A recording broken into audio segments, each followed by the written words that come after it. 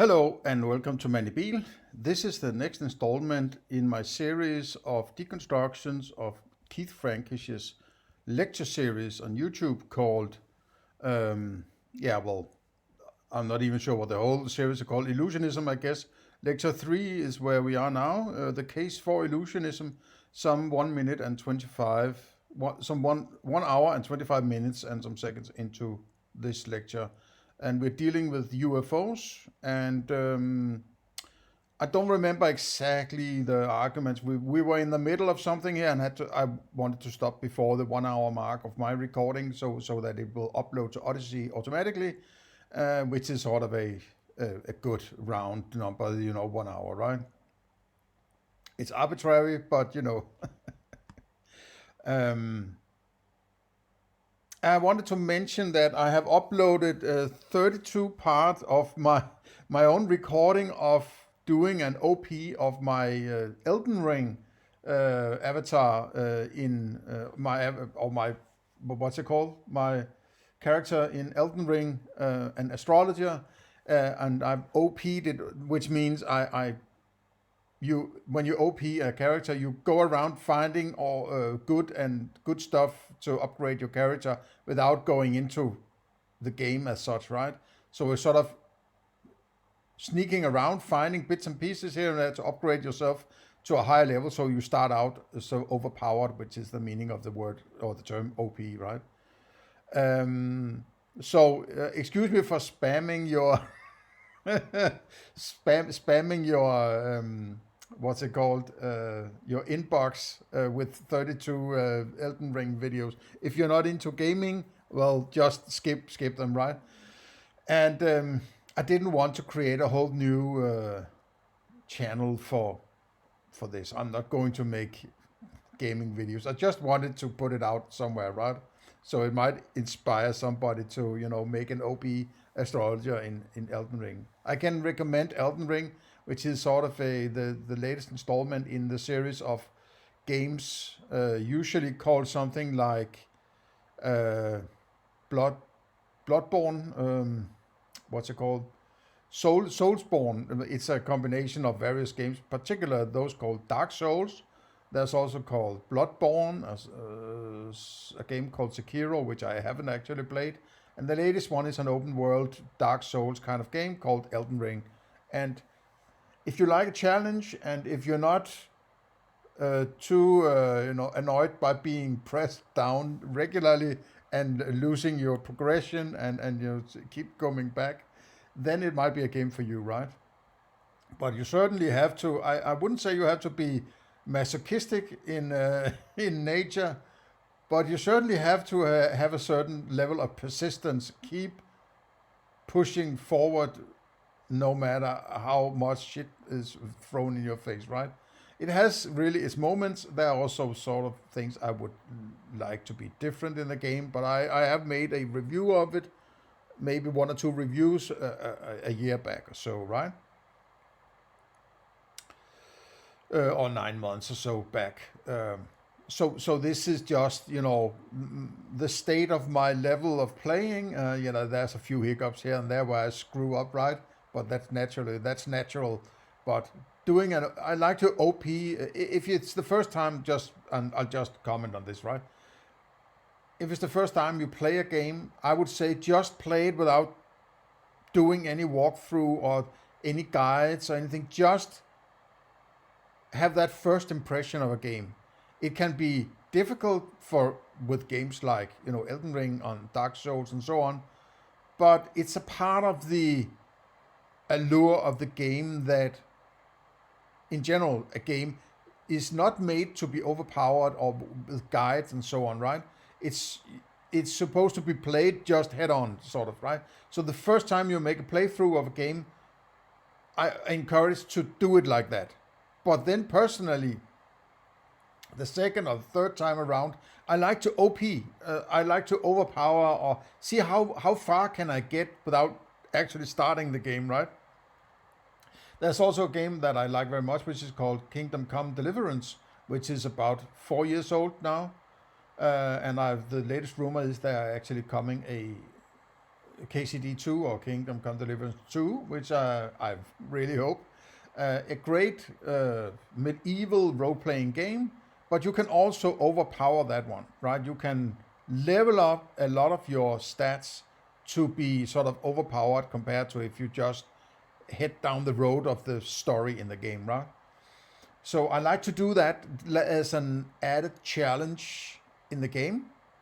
And it also makes you able to avoid doing all the chores of grinding through, trash opponents in the game. You can just go directly to the dungeons because you don't need all this trash in order to get enough to upgrade your character, right? There might be a few drops here and there that you miss, but you can also always look them up and see where can I go find them and go, grind until it drops, right? So I like to do an overpowering thing as the start of the second or the third playthrough, right? As sort of an extra challenge in order to sort of get ahead in things and relax more in the game because I'm more solid in my, my abilities. The adversaries in the game are easier, on an easier mode in the early stages when you're overpowered, so you can sort of see the game from another angle, right? Okay. That's just a comment on that one. So please bear with me, 32 videos on Elden Ring, just skip them. There shouldn't be any more recordings of games in the near future. So let's head into the ufology of Keith Frankish. Comes along and shows how they can be, all of these reports can be fully explained without reference to actual UFOs. They can be explained as observations of sightings of strange I just upped the saucer-shaped cloud formations and so on of the video, and they can all be explained away in that way. And suppose the UFO believer then says, well, yes, but all I meant by UFOs was whatever caused... Just sort of his ramblings aside, right? Why is it that if you look at that, you wouldn't say it's a UFO, you would say it's a cloud, right? But the other one is not. Is that also an experience? Because you see, if it's a different experience, then it's not the clouds, right? I mean, and if it's the right one to the right, and you think it's the left one, well, then you're screwing with your ideas, right? Oh, that yellow thing is possibly a cloud, right?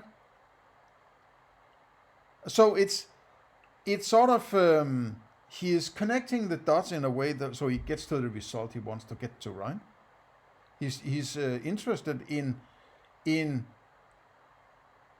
validating a kind of habitual thinking that leads him where he wants to go. It's sort of, he has already decided what the answer is, and he's just sort of moving pieces around in his presentation so it sort of coheres to that preconceived idea. That's all I see, right?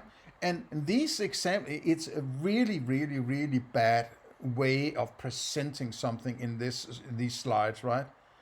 It's incredibly fluffy, right? I can't believe how fluffy it is, considering he's supposedly a smart professor and so on, right?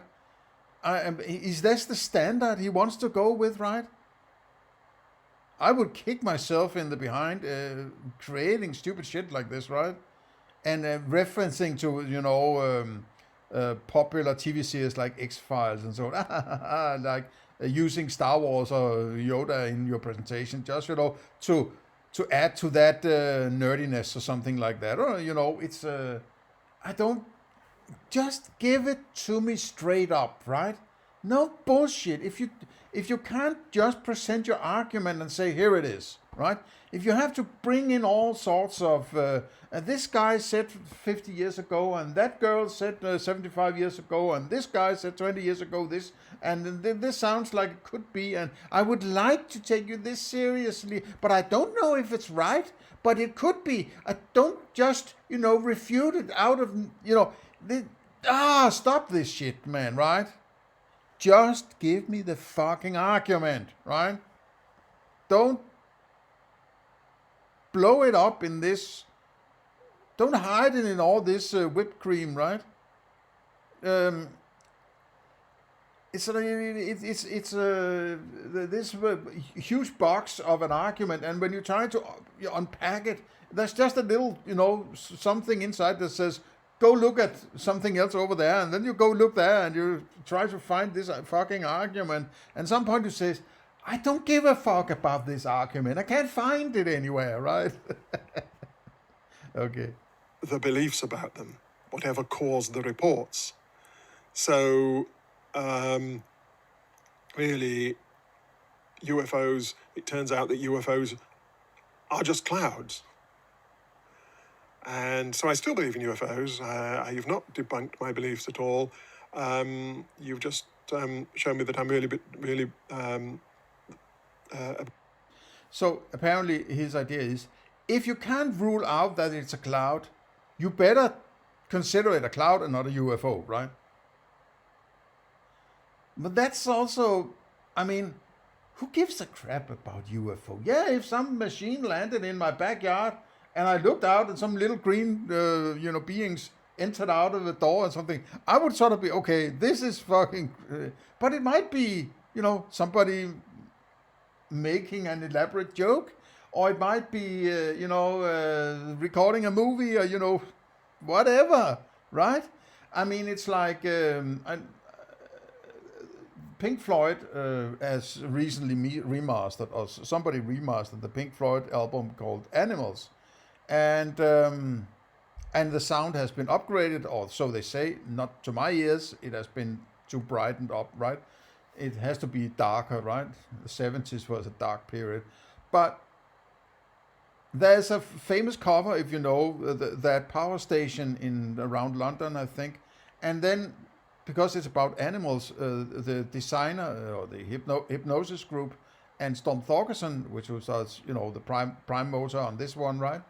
He had an idea that there should be a floating pig floating, pigs and wings, and a pig floating up there above this power station, right? And I have a documentary about him. I actually like their art quite much, right? What's the word? Pretty much, quite much, a lot.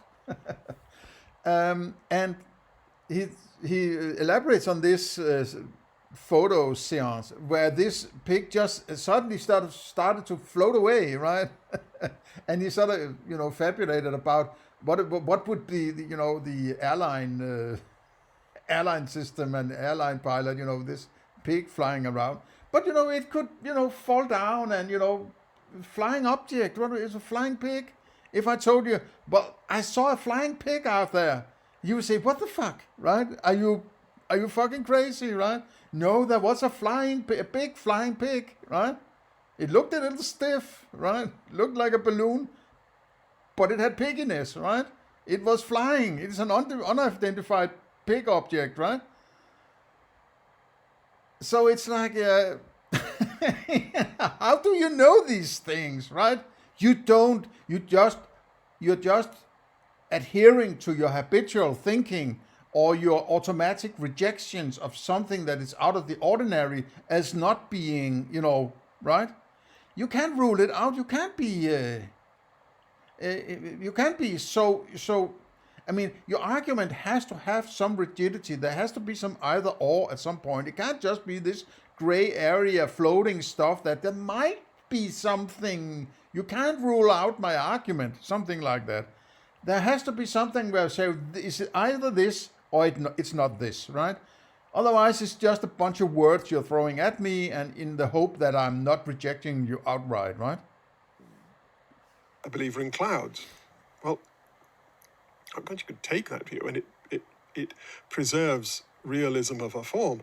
But I think that would be, I think most people who believe in UFOs would find that a rather unsatisfactory form of UFO realism. If you went along to a UFO convention and started talking about clouds and saying you were describing UFOs, I think they would say that you would, they would feel that you were debunking their beliefs rather than confirming them. So I don't think we can save phenomenal realism by redefining phenomenal consciousness as whatever it is that causes our beliefs about phenomenal consciousness. Okay, so that sort of physicalist response I don't think works. What about a non-physicalist response? Here's another option. You could say, well, look, here's another option for the realist. They could say, okay, so our phenomenal judgments and reports, they're fully explained by these introspective processes in the brain. But phenomenal consciousness does still exist. And the phenomenal state... Would you mind stating what you mean by exist? Is an apple the same kind of existence as phenomenal consciousness? Or do you need phenomenal consciousness in order to have any idea of existence? Right? You need to fucking have a grip on this. You can't just throw these words around as if it's a given, right? It doesn't work. It's sort of to me at least, a sign of serious lack of understanding of what you're dealing with. If you just throw around existence or true and all these words that are sort of cornerstones of rigid philosophical, you need to establish a very clear understanding of at least certain terms. I would say that existence is one of them, right? You can't just say existence. This exists. Okay, then it's a claim. There has to be anchored in something that I can relate to. Otherwise, you're just throwing words at me, right?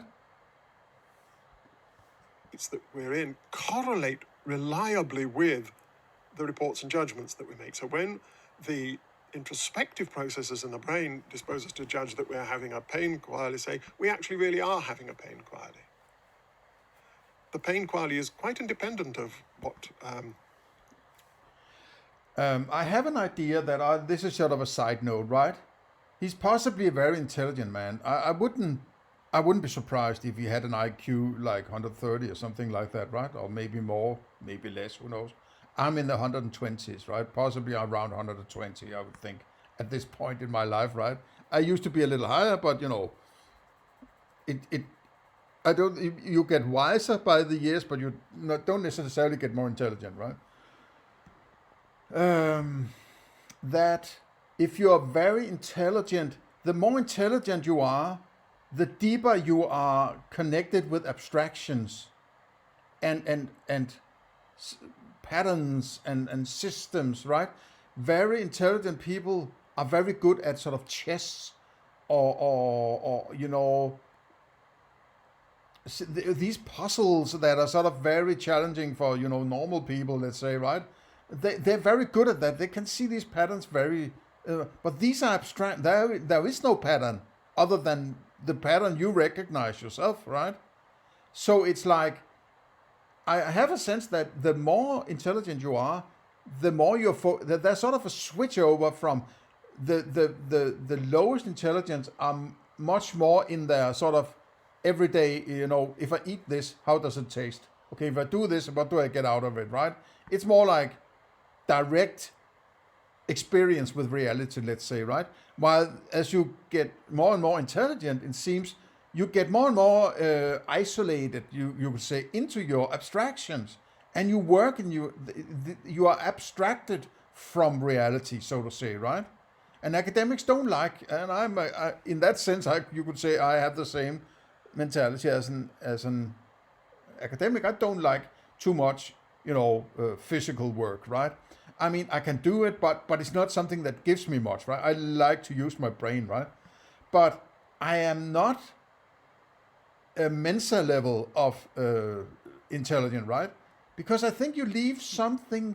It's like you can get so smart and, you know, genius that is close to craziness. I think what people mean by this is that they get so abstracted from their experience that they're basically leaving their experience behind and living in their abstractions.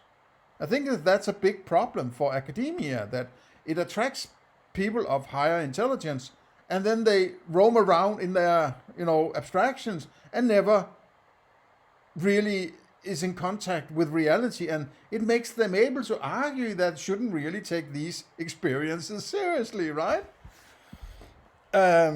So it's just my pocket philosophy, right? But I think there's something to it, right? What's going on in the brain, and it played no part in the explanation of our reports of pain, but nevertheless it was there and perfectly real. And similarly for all our phenomenal reports, whenever our introspective mechanisms lead us to make a certain phenomenal report, there is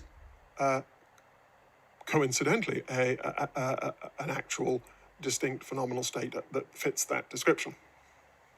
And the phenomenal realist might go further and say that phenomenal consciousness is not just correlated with the mechanisms that produce the reports and judgments, but actually realizes them at some fundamental level, perhaps in a panpsychist way. So the physical processes that generate our phenomenal reports are at some deep level realized in phenomenal consciousness, and those realizing states correlate with the judgments. So that it turns out that our judgments are in some sense actually... But why are you bringing in judgments? I don't understand what you mean by a judgment. Is that, okay, that's a new UFO or that's a cloud. Is that a judgment? But you needed those qualia in order to make those judgments. So, and report is even more crazy, right? Because you can make a report without using some kind of qualia. As I stated in the last one, where I basically, shit myself laughing, right? Or being annoyed.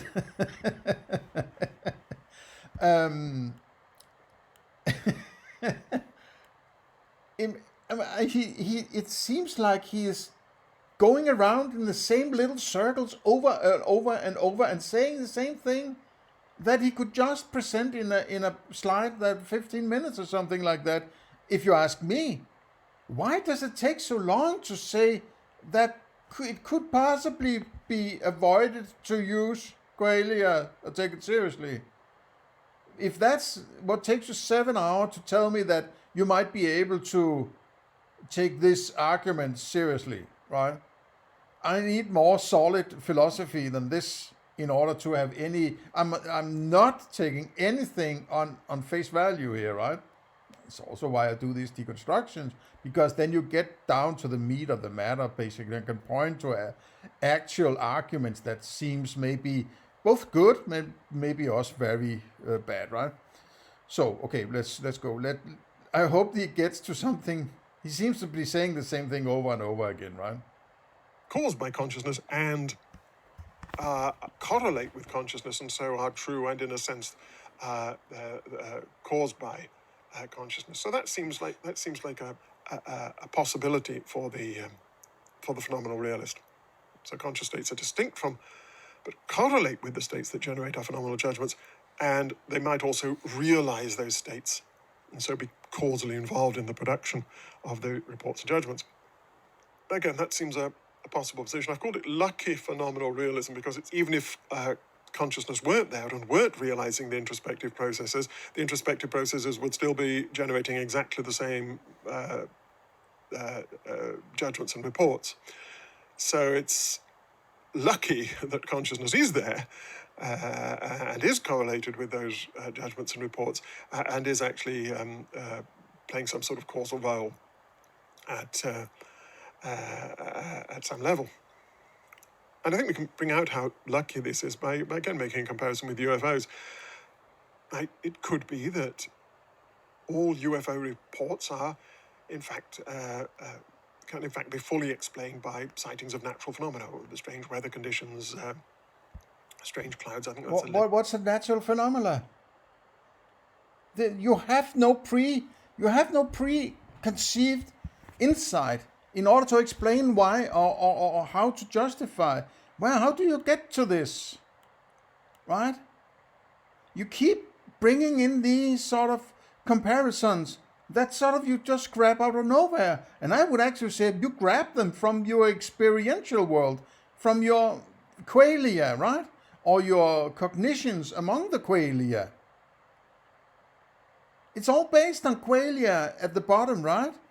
You can't just say, oh, the natural, what's that? Is a lump of orange metal, is that not natural? Can it move? Well, yeah, things can move, things can fly vertically, yes. It's not completely out of the question, right? It's natural movement, natural colors, natural shapes, natural movement. You just don't like it, right?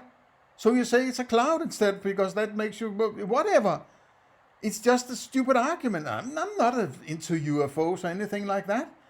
But one thing that these kinds of things point out is how badly people like Keith Frankish and a lot of other people are at arguing what it means to know something, right?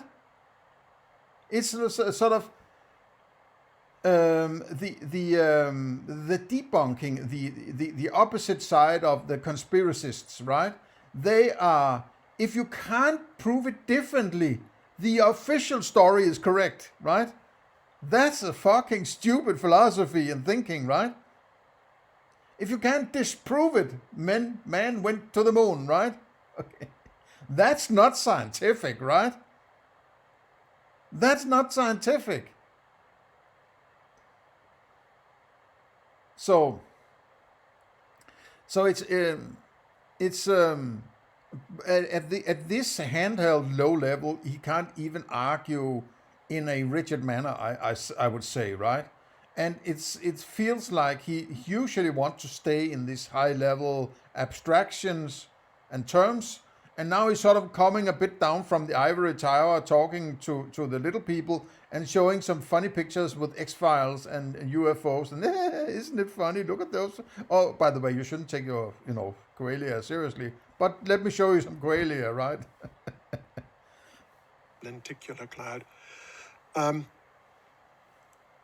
that coincidentally, whenever there was one of these strange clouds around that caused a UFO report, there was also a UFO there as well, perhaps hiding behind the cloud. So the UFOs reliably correlate with the things that cause UFO reports. So the UFOs don't actually cause the reports, but they're...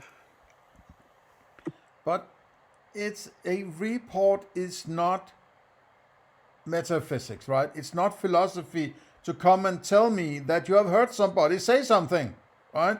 Or write something, or make smoke signals, or whatever, how they communicated this report. It doesn't work this way. You can't rely your philosophy on reporting, right? You can't base your philosophy on reporting because you have to use, in your case, it's even worse, right? You have to use that which you are trying to dismiss, which is the qualia. You need the sound, you need the vision of letters or whatever, right? Smoke signals. In order to understand this reporting. But a report is qualia, some kind of qualia. So you can explain the qualia, which is basically, maybe it's not explaining, but at least labeling or trying to get a grip on qualia by listening to the qualia and let it tell you what it is, right? Which is basically what you're doing when you're relying on reports, right? Let me, focus on this part of my qualia. The qualia told me it's this, and it's that, and it's this. I haven't experienced it myself, but the qualia told me, right? The qualia told me this, that I shouldn't trust the qualia, right? The level of craziness here is, next level, man, right? Reliably correlated with the things that do. Whenever there's something that causes a UFO report, there's also actually a UFO there. And it might even be that the UFOs cause the things that cause the reports. It could be maybe UFOs cause these strange clouds to appear and hide behind them. Okay, so that would be equivalent to consciousness realizing the introspective processes that generate the results, that then generate the reports. So the analogy here is that the cloud represents the introspective mechanisms, the flying saucer represents consciousness. Flying saucers correlate with the clouds in the way that consciousness correlates with the introspective mechanisms, and that flying saucers cause the clouds in the way that phenomenal consciousness might realize the introspective processes. Okay, so that's a possibility. That would be what I call lucky UFO realism. That all UFO reports have I think I tried to mention this about doing metaphysics, where it's most prevalent, this kind of potential flaw, right? And that's why the foundations of your metaphysics is so important, right? Because you base the rest of your thinking on this foundation. So if you have a certain foundation, the conclusions you draw later or present later or argue for later are all derived from this basic understanding. There's no way around it, in my opinion, right? So what he says, sometimes it doesn't really make sense to me. I can't understand what he's talking about, but he's in a different frame of mind. He's working from a different set of foundational axioms that I'm not. I might have an idea, but I'm not in that frame of mind. So sometimes it can be, it's like, somebody talking German or someone speaking Danish or someone speaking Swedish, right? They are quite much alike, but they're also different, right? So it's like there's a Swedish paradigm, there's a Danish paradigm, right? And they use terms in a certain way. Something there's overlapping, something is weird, right? So it's sort of the same kind of difference that I know what he's talking about in sort of in general terms, but he's basing his ability to draw certain conclusions or make certain statements from a foundational understanding from which he draws these, conclusions. And if that foundation is incorrect, well, there's no wonder that the rest of it. But you can't see that it's wrong, because if you don't realize the base is wrong, if the base is the base you decide to work from, then those conclusions follow from it, possibly, right?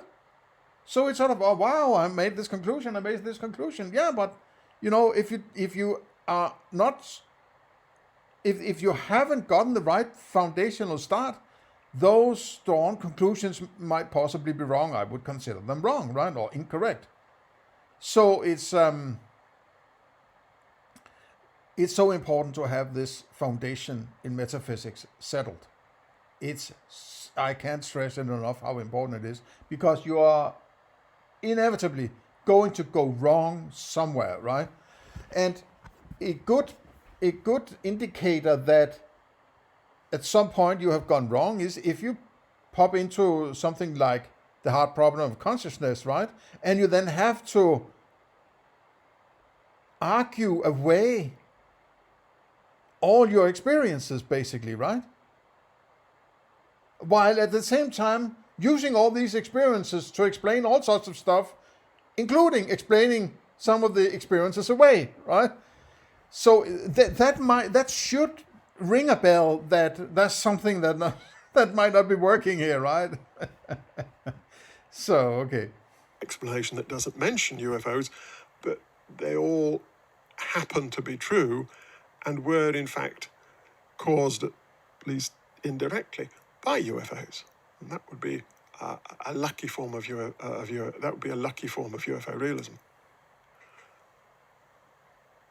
Okay, so that's lucky UFO realism, and similarly, lucky phenomenal realism claims that judgments and reports about phenomenal consciousness can be fully explained in terms of introspective mechanisms in the brain, but nonetheless, phenomenal consciousness does exist, and it correlates with those reports in a reliable way, so that when the introspective mechanisms generate the judgment that we're in a certain phenomenal state, we are actually in that phenomenal state, and these phenomenal states play a realizing role, and hence a causal role in the production of those judgments and reports. Okay, so that's a possible position. Lucky phenomenal realism could be true, but what reason do we have to think that it is true? After all, the phenomenal realists, in responding to the debunking argument, they don't merely say that phenomenal consciousness could exist and could play this role. They say that we know it exists, or we can be extremely confident that it exists, maybe more confident than we can be of the soundness of the debunking argument. So what justifies that confidence? How could we know that? It can't be because of the introspective processes. The introspective processes are monitoring our experiences, our perceptual states, considered as states of the brain. They don't monitor states that happen to be correlated with those brain states, and they don't monitor the states that happen to realize those brain states. In general, we're not aware of, even if we're aware of our own mental processes, we're not aware of states that correlate with them or realize them. When I'm in a certain mental state, there will be a certain pattern of electrical activity in my brain and across my scalp. But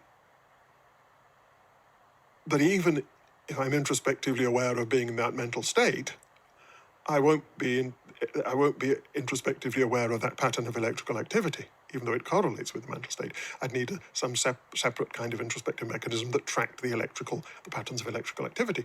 Similarly, my mental states and processes are realized in neural ones and electrochemical ones and so on. And introspection doesn't make me aware of that. Doesn't tell me. Otherwise, neuroscience would be extremely easy. We'd be simply able to look into our brains and know the kinds of chemical and electrochemical activities involved in. Oh, shut the fuck up, man. Oh.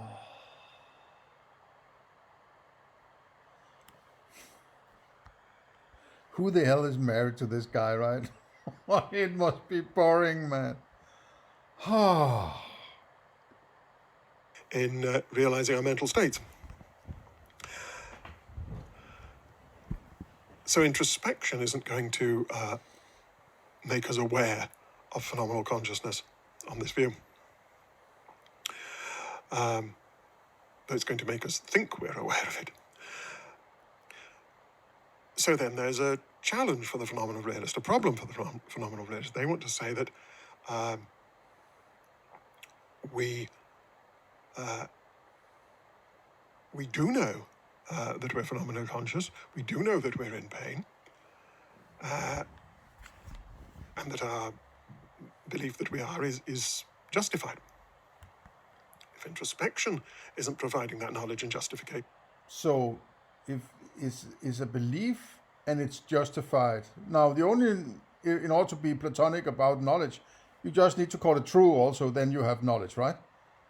Justified, true belief.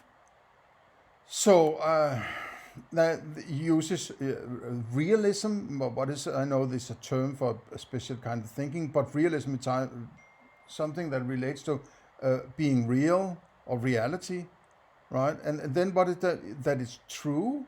Now, these terms need to be defined very clearly, in my opinion. If you, again, just with the other term you used just before, what was that term you used? Existence. And, so correlate with mental processes, but those are also just qualia. You look at a computer, you stick some electrodes on somebody or your own brain, and then you look at the computer screen, because whatever electricity is arriving there is presented using human understanding of what you're supposed to see, presented on a screen that says, oh, look, right? It's the oh, look thing that is, qualia, right? I mean, you can't get around, I don't, why is this so difficult to see, right? I know it's not, he's not the only one, right? He's in the vast majority of people who this naive realism is so hard to get rid of, right? I understand because I was thinking that way myself, some years back, right? Or most of my years, right? But, until I realized it like 5 or 6 years ago, this doesn't work, right? There's a huge problem in there, right?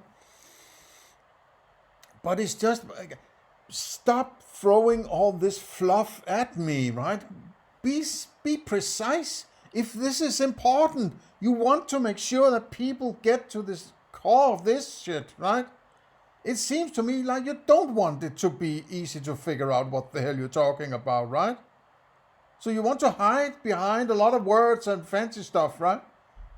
In order to cover up that there might actually not be very much of an argument there. We are not aware of states that correlate with or realize our mental processes. It's convoluted in my opinion, right? It needs to be. I don't want to rely on my own interpretation of what you're trying to say. Your statement should be so clear that I don't need an interpretation or trying to deconstruct it in order to figure out what you're actually trying to say. There might be some good stuff in there that I'm just glossing over because it's covered up in all this shit, right? That's why it needs to be strict. It needs to be sharp. Otherwise, it doesn't matter really, right? Because I can't take it seriously if you need to bloat it with all these words and convoluted sentences that seem to go around in the same circle. What is? And this is what I call the hard meta problem. It's a separate problem. It's a problem not of now of explaining our phenomenal reports and judgments, which we can do in. Again, these reports, he keep coming back. What is? And this is what I call the hard meta problem. It's a separate problem. It's a problem not of now of explaining our phenomenal reports and judgments, which... How to explain our phenomenal reports and judgments. If I'm not making a report, then I don't need to explain anything or what? Or my judgment. What do you mean by a judgment, right? Judgment is something that is about values, right? Judgment, something like it's a rationalization of a kind. Let's say this, I judge this to be a good thing and this is a bad thing, something like that, a bad behavior, bad result, something like that, bad situation, good situation, judgment. If I experience elephant, am I judging something? Not to my mind, right? If I experience elephant, I experience elephant. I didn't decide to do it, right? And I'm not judging the elephant or that I experience elephant or the qualia of that particular elephant, right? I'm not judging anything and I don't need to report it in order to experience it, right? I'm not going around, somebody sitting in a bus and a elephant, car, bicycle. They're not reporting constantly about what they're experiencing. Most people shut up about their experiences, so for good reason. Nobody needs to know that which they either don't experience or they experience the same thing, right? Either way, they don't need a report, right? In most cases. So why are you so hung up on this reporting? I don't understand it. We can do in terms of introspective mechanisms. It's a problem of explaining how we know that lucky phenomenal realism is true. How we know that there really are, how we know that phenomenal consciousness exists, despite the fact that It's a lucky phenomenal. Is it like when you say that, when you say a broken clock is still right twice a day, right? Something like that. Where if it's, stops at 12 o'clock, if you come around and at 12 o'clock, well, then it's right. You look at it, yeah, 12 o'clock, right? But how did you know it was 12 o'clock? What if all the clocks are broken, right? How would you know? Well, you couldn't know. Where would you go, right? It could be all clocks could be broken, so you don't know what time it is, right? So you can't get to it. There is no plane where you say, or place where at a certain point where you start to say, well, there are so many clocks that says the same, so they must be right? It's like if you have 7 dogs that are all white, and you are told no, that there are 8 dogs, well, then you would say, well, the 8th dog is also white, right? No, there's nothing from those 7 dogs that must, or there's nothing about that 8th dog that would say something about all the 7 other dogs, right? They are independent entities of a kind, right? They could all clocks could be non-functional, right? And it's also an agreement. There's no 12 o'clock, for instance, out there, right? 12 o'clock is a kind of agreement that you sort of are forced into because you didn't sign a note somewhere saying, I'm accepting 12 o'clock is at 12 o'clock or something like that, right? So it's like we will settle when I'm starting the clock now, right? And then it runs and they say, no, it's 1 o'clock. Yeah, it's 1 o'clock, man, right? But that was arbitrary, right, somehow. But how do you know what time it is? You don't, because it's an artificial construct, right? You can't experience time. So all these, I got a bit of a tangent here. I lost contact with the original the original point. Let me get back. Action doesn't give us any reason to believe that it exists. And that's the paper where I introduced this the hard meta problem. Okay, so what can the realist say here? I think the realist has got to reply that we have a distinct kind of awareness of our phenomenal properties, of our phenomenal consciousness, that's separate from introspection. There's introspection. Maybe introspection can tell us something about our mental processes, considered as brain processes. It can tell us perhaps about our beliefs and desires and maybe our emotions and things like that. But when it comes to the phenomenal properties of our mental states, we have a distinct kind of awareness, an awareness that is separate from introspection. So I just noticed that the clock counter, the time counter, what's it called, stopwatch, on my streaming app has stopped. I don't know if it's because it doesn't record, because it's still lighting up as if it's recording. So I'm keep going here, hoping that there will eventually be a sort of, we might call it a file. We might call it a sixth sense for consciousness. Imagine what the UFO realist might say, confronted with the debunking argument for UFOs. They might say, suppose they subscribe to the lucky UFO realism view. They say that, yes, it's true that what I actually observed that night was just a strange cloud formation, and that's what caused my belief that I'd seen a UFO. But all the same, there was a UFO there, and it was hiding behind the cloud, and it actually produced the cloud and caused the cloud to appear so it could hide behind it. And we say to the person, well, how do you know that? What makes you so sure of that? After all, you've just admitted that all you saw was a cloud, and that it was a cloud that caused you to believe you'd seen a UFO. And the UFO person replies, well, I've got a sixth sense for UFOs. I know it was only a cloud that I saw, and it was a cloud that caused me to believe I'd seen a UFO, but I've just got this sense that there really was a UFO there all the same. And so it's going to have to be a bit like that with phenomenal consciousness. The phenomenal realist is going to have to... But please, this UFO argument is so stupid, really, because what does UFO mean? Unidentified flying object. It's unidentified, right? So it's not something you can sort of use in argue. You don't use unidentified objects in arguments for your metaphysics, or some part of your metaphysics. In this case, maybe when you're talking qualia. I just find it. Why are you choosing examples like this? It seems a complete lack of sensibility towards what is a good coherent argument, in my opinion. He's just sort of coming up with stuff and putting it on his slides here, right?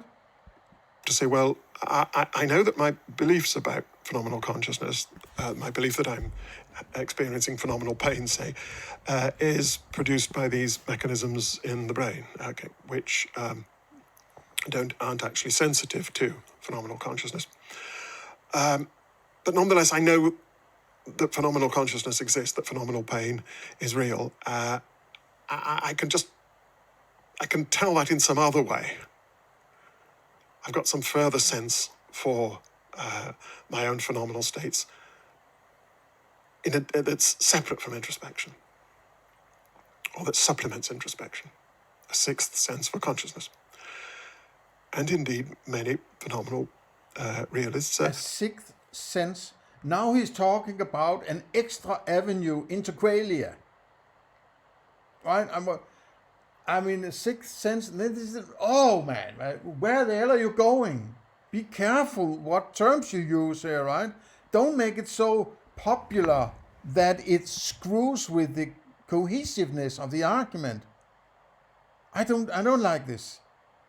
This sucks, right? I can't take this seriously. I can't believe a so-called professor would present something like this. Oh no, it has to be for the little people. They don't understand my big abstractions. So it has to be something like that. I have to say sixth sense of UFOs or X-Files.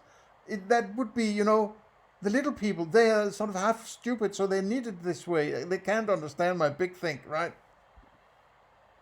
Accept that we have a distinct way of access, a distinct mode of access to our phenomenal properties that is quite different from the psychological mechanisms of introspection. They accept that we have mechanisms of introspection that produce beliefs about many aspects of our minds and mental processes, and which may be unreliable. We may sometimes be mistaken about our own motivations and about the causes of our own actions. But when it comes to the phenomenal aspects of experience, the qualitative aspect, what it's like, these phenomenal properties are presented to us in quite a different way. We are directly acquainted with them. There's no mechanism involved. There's me, whatever exactly I am in this context, and my phenomenal properties, and there's no gap between us, as it were. I know them when I attend to them in a way that's immediate and that leaves no room for error if I'm attentive. What the hell are you saying, man? So there's this special relation between me and my phenomenal properties. Relation of direct acquaintance. And that's what underwrites our conviction that phenomenal consciousness is real, despite the debunking argument. So the debunking argument shows that we don't need to mention phenomenal consciousness in explaining our phenomenal judgments and reports, and to that extent that those... But if you have a phenomenal judgment, are you not judging the phenomena? So don't you need the phenomena in order to judge them? How do you get to phenomenal judgments without phenomena? Or not taking the phenomena seriously, and then you make phenomenal judgments of that which you do. I don't get it, man. I mean, how can it be so difficult to get to the core of this argument, man? Oh my God.